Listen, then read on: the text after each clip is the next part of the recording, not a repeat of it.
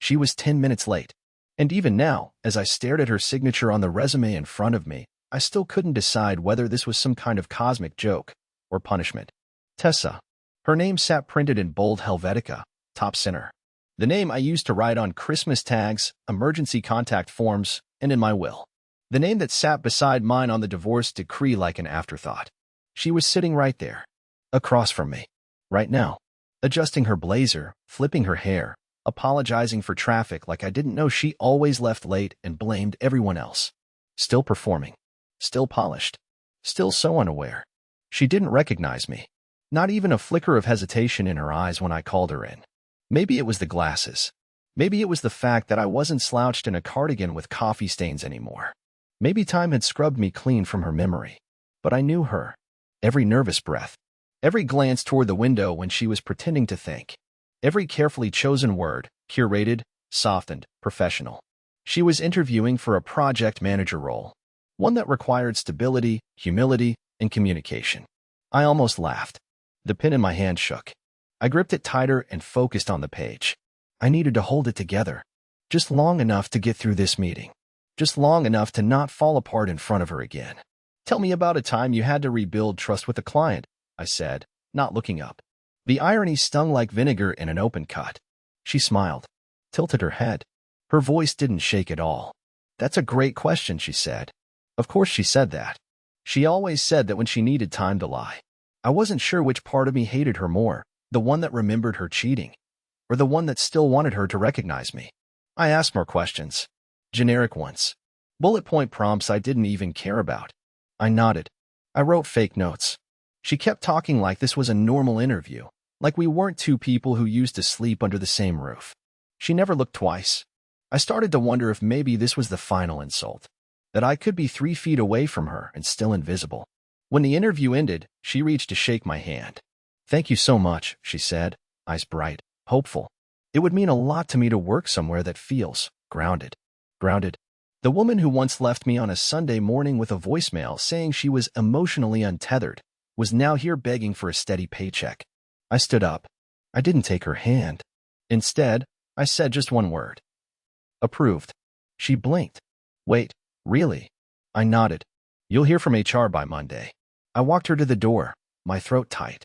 I waited for her to pause, to turn, to say something that hinted at recognition. Nothing. She left. And I stood there, heart thudding against my ribs, wondering how it felt to become a ghost in someone's life while they were still alive in yours. Monday came. I thought maybe she'd back out.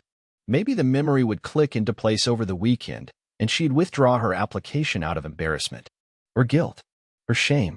But no, at exactly 8:53 a.m., she walked through the office doors with the same confident stride I used to watch disappear down the hallway of our old apartment every time we fought. I watched her from my office window. She greeted the front desk associate like she'd been rehearsing it in her head for days. Smiled with just enough warmth to be memorable, but not so much that it felt desperate. Tessa had always been a master at first impressions. She just never cared much about what came after. She was assigned to the operations pod 2 floors down. That should have been the end of it. Technically, we wouldn't need to interact much. But I couldn't stop checking the internal dashboard. Watching her calendar fill up with onboarding meetings, Slack pings from her new manager, and lunch breaks marked as solo. It felt surreal. This person, once the center of my entire emotional world, was now just a floating profile icon in a sea of coworkers. An entry in our system. A headcount. On Wednesday, something odd happened. IT reached out about a device login issue. Apparently, Tessa had tried to access one of the older archived folders from 5 years ago, a storage directory that hadn't been used in ages. It was flagged because those permissions were legacy-only and restricted. I approved the ticket without saying anything, but my curiosity went into overdrive. Why would she be poking around in that? Later that afternoon, I saw her in the hallway by the break room.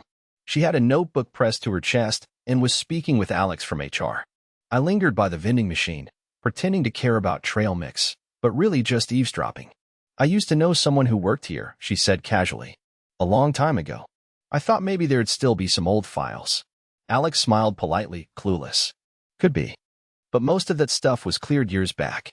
She nodded and walked away. It wasn't the words that got to me. It was the way she said, used to know someone. Like it was a footnote. Like the 7 years of marriage had been some footpath she detoured off of and forgot to circle back to.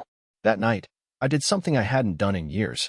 I pulled out the old binder, the one I had kept tucked under my bed since the divorce, full of the little betrayals, receipts, screenshots. That email where she accidentally forwarded me a dinner reservation meant for Evan. The hotel invoice she pretended didn't exist. And worst of all, her message to him, 3 days before she left me. Once this is over, I'll finally breathe again. I stared at that line for hours. And yet, she had the audacity to sit in this building, sipping coffee from a company mug like she wasn't made of fractures. By Friday, I couldn't help myself. I scheduled a one-on-one with her under the guise of project performance alignment. Corporate buzzwords, easy to justify. She accepted the invite within minutes.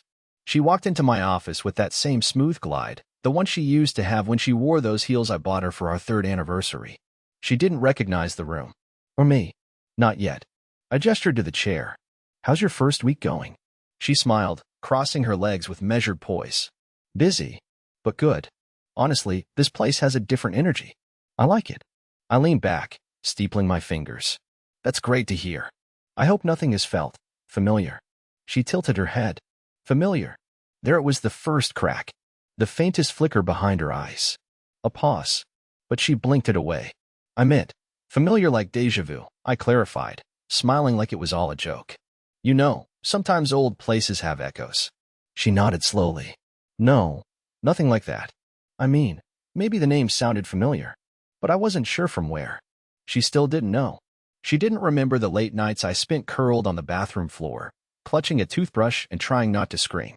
She didn't remember the ring she left behind in the freezer, of all places. She didn't remember who had loved her enough to forgive the first lie. And the second. She didn't remember me.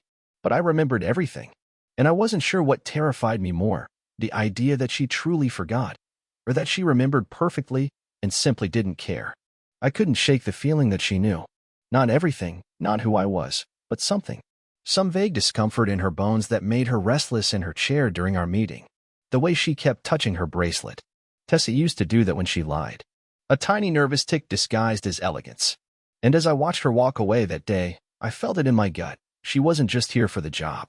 She was looking for something. Something buried. Something she thought might still exist inside this company. So I started digging too. We don't delete everything after employees leave, at least not immediately. Most project logs and correspondence archives end up in cold storage.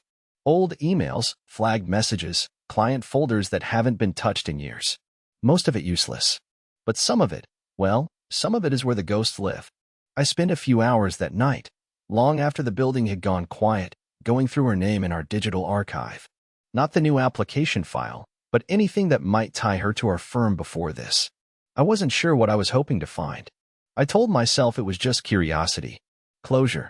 But part of me knew that if I kept scratching at this, I might dig up something worse than the silence. And then I found it. A file buried under a folder labeled Q3 Client Transfers, Legacy Notes. Inside it was a project timeline from 6 years ago, back when I was still in my old firm, long before I joined this company. And there, under the vendor section, was an events firm listed under her name. She had worked with this company before, as a contractor, not long before she left me, which meant she lied back then too. She told me she'd never heard of it. She said she was starting from scratch, that the new guy she met wasn't related to work at all. And there, at the bottom of the document, was a name I hadn't seen in years. Evan Nichols, external lead, assigned to the project by her company. The same man she left me for. I leaned back in my chair. My palms were clammy, the air thick. It hit me all at once. She didn't stumble into this job accidentally. She applied here because this place meant something. Maybe it was guilt. Maybe it was desperation. But either way, she was tracing her past, hunting for pieces. And that made her dangerous, not just to me, but to herself. The next morning, I took the stairs instead of the elevator. I needed time to think. I passed her on the second floor. She didn't notice me. She was holding a printout and walking quickly toward the storage room. I followed at a distance, heart pounding for reasons I couldn't name. When I peeked through the door, she was alone, kneeling on the floor, going through a dusty file box. She didn't even look around, just kept flipping until she found a thin blue folder. She opened it slowly, stared for a long moment, then smiled. Not joyfully, but with a kind of twisted relief, like someone had confirmed a suspicion they'd buried a long time ago. I slipped away before she saw me. Later that day, I went to that room. The folder was gone, but the box was still there, and there was one thing left at the very bottom, a name badge. Mine. From years ago. My full name printed in faded black marker. Howard Callan. It must have fallen in there by mistake during the last office move. But somehow she'd seen it, and she didn't say anything, which meant she remembered. She'd remembered the entire time. And now she was playing a game I didn't know the rules to. The following Monday, I arrived at the office earlier than usual. The air was cold, the kind of cold that clings to your shirt cuffs and makes your hands feel smaller than they are. I stood outside my office door for a moment longer than necessary, unsure of why I felt that same tightness in my chest I used to get back when Tessa and I lived together, that lingering, invisible tension that something was wrong but unspoken. Quiet hostility, wrapped in silence. When I opened the door, I noticed it immediately. There was a yellow sticky note on my desk. I never use sticky notes. I hate them. Too easy to lose, too messy, too exposed. But this one was right in the middle of my otherwise pristine workspace. 2 words. Block letters. No name. Still here. At first, I assumed someone had meant it as a joke. We'd had a minor server outage last Friday, and maybe someone from IT thought it was funny. But the handwriting stopped me cold. It was hers. Tessa used to write block letters in all caps. She said cursive felt too dramatic and printed everything like she was labeling jars in a kitchen. And I knew, without a doubt, that she'd written it. She had been in my office. She had touched my desk. And now it wasn't a matter of if she remembered me, it was what game she was playing. That same day, I saw her walking past the main stairwell. She didn't look at me, not directly. But she paused just slightly as we crossed paths, enough for me to notice she was wearing the same earrings she wore on our honeymoon.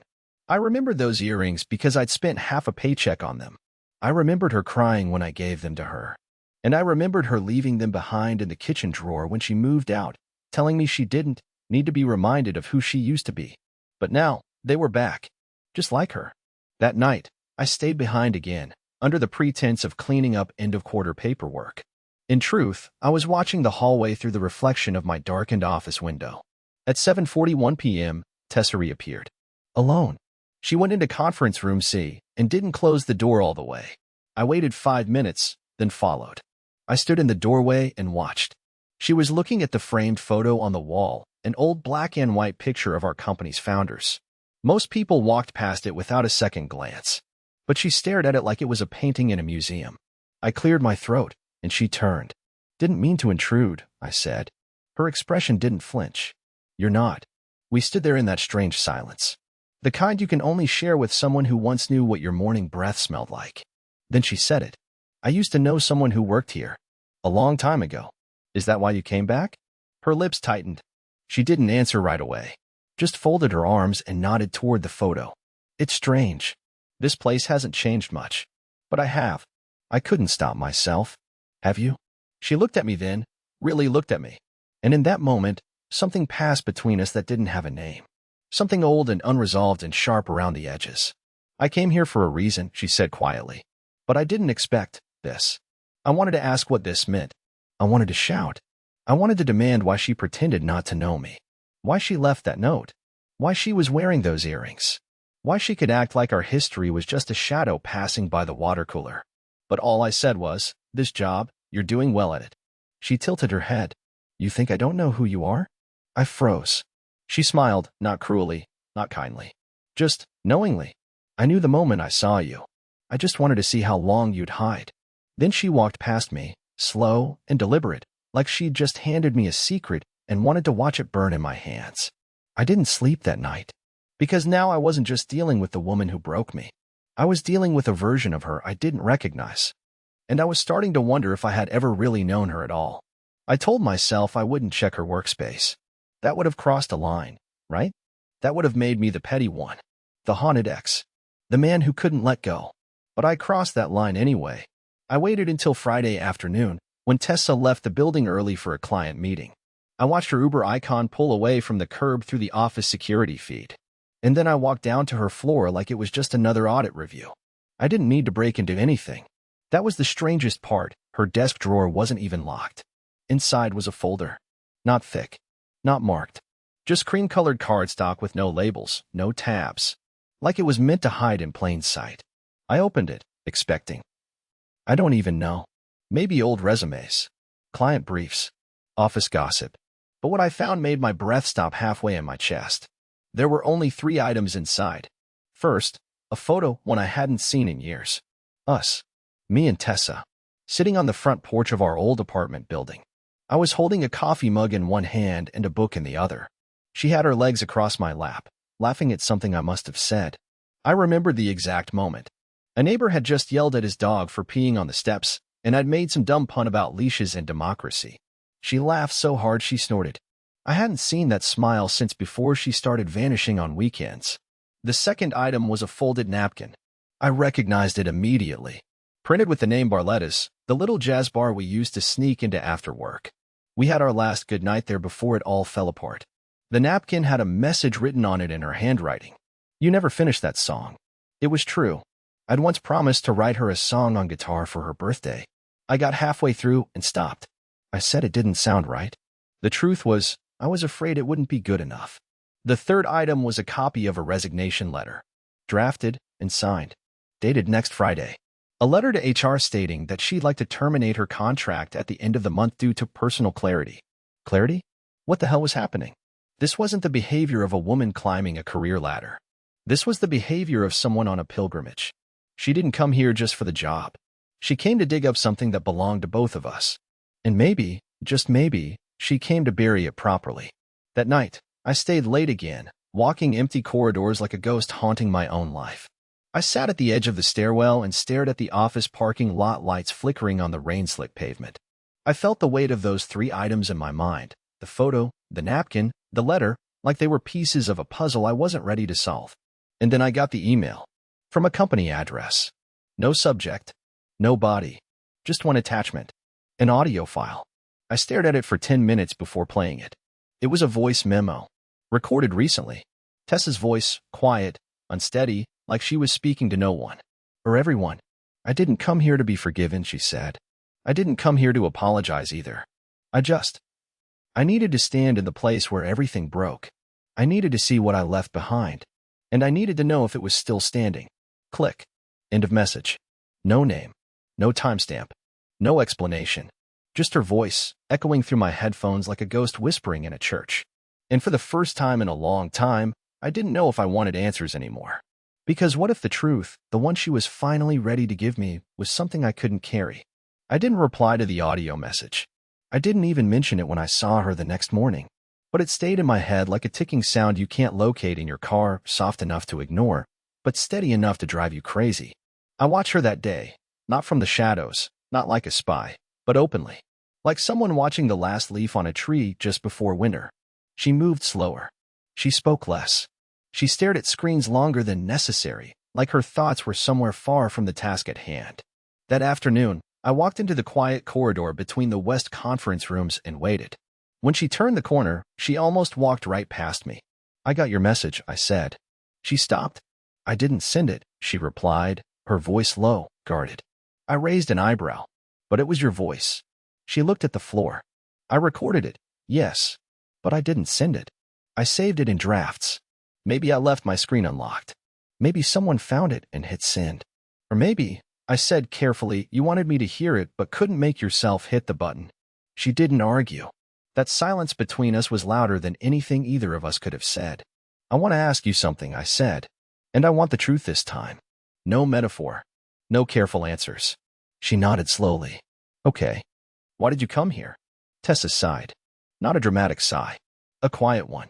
The kind you let out when you finally stop pretending you're fine. I came here because I found something, she said. After the divorce. A few months later. She reached into her bag and pulled out a piece of paper, folded in quarters. It was yellowed at the edges, like it had been tucked away for years. She handed it to me. It was a receipt. My handwriting. 2 coffees. 1 pastry. A short note scrawled along the bottom. Save this. One day you'll need to remember what we were like before everything cracked. I stared at it, my mind racing. I remembered writing that. Vaguely. It was from a day when we were still pretending to be okay. The day after our worst fight. I had bought us breakfast and left her the note in the brown paper bag. I never asked if she'd seen it. She never said a word about it. I found it in a book, she whispered. It fell out when I was moving. And I sat on the floor and cried for 2 hours because I realized I couldn't remember what we were like before it cracked. There was a pause. I thought coming here might remind me, she said. But this place didn't mean anything to you back then, I said. That's what I thought too, she replied. Until I found something else. She pulled up a photo on her phone. It was of me standing in front of this very building, years ago, holding a box of documents. I was smiling. She had taken the photo from the car, probably while dropping me off. I never knew she'd kept it. I drove past this building every few months after we split, she said. Sometimes I'd park and just sit. I think part of me knew you'd be here someday. I just didn't think it would hurt this much to see you. Then why not just say it? I asked, my voice more bitter than I wanted. Why the guessing game? Why pretend not to know me? Why notes and memos and earrings from our honeymoon? She closed her eyes for a long second. Because I didn't want you to forgive me. I blinked. What? I didn't want you to say, it's okay, just to make peace. I didn't want to be another thing you fixed. I wanted to see what was left when I didn't ask for anything. I stared at her, heart thudding, mouth dry. Because it wasn't just regret in her voice, it was something else. Something heavier. She took a step closer. Howard, I never told you the full truth. About why I left. About why I ran from everything so suddenly. I swallowed. Because of Evan? She shook her head. No, that was the excuse. Then she reached into her bag again, and this time pulled out a small envelope. Unsealed. Handwritten. My name on the front. It was supposed to be a letter. Back then, I was going to leave it for you. But I couldn't. And now you need to read it. Before you decide what to do next. She pressed it into my hand and walked away without another word. I held the envelope for a long time before opening it. And what was inside was not what I expected. Not even close. I didn't open the envelope right away. Not even after I got home.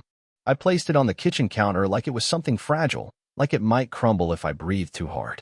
I paced the apartment, washed a dish I didn't need to wash, opened the fridge twice without taking anything out. That envelope sat there, daring me to care again. When I finally opened it, the paper inside was creased and uneven. Her handwriting was messier than I remembered, like she had written it in a single breath. Howard, if you're reading this, then I never got brave enough to say any of it to your face. I didn't leave because I stopped loving you. I left because I didn't know how to carry the guilt anymore. I didn't know how to stay with someone who kept loving me when I was falling apart and didn't have the language to say so. Evan wasn't some passionate escape.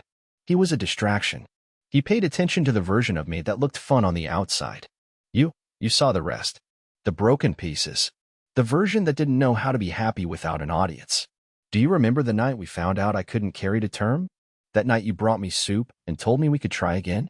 I smiled. I nodded. And then I felt like a stranger in my own body. You were planning our future. I was still grieving one you didn't even know I'd already lost. I never told you about the second miscarriage. It happened before I even confirmed it with a doctor. I kept working through it. I told myself it didn't count if I didn't speak it out loud. That's when I started going numb. That's when I started vanishing from our life. I didn't cheat on you out of lust. I cheated because I wanted to be someone else. Just for a moment. Someone who wasn't surrounded by reminders of what she couldn't become. I kept everything inside. I let it rot there. And when I finally broke, you were the one who had to watch me collapse in slow motion. I'm not asking you to forgive me. But I wanted you to know the truth before you turned that page for good. Because it matters. Even now.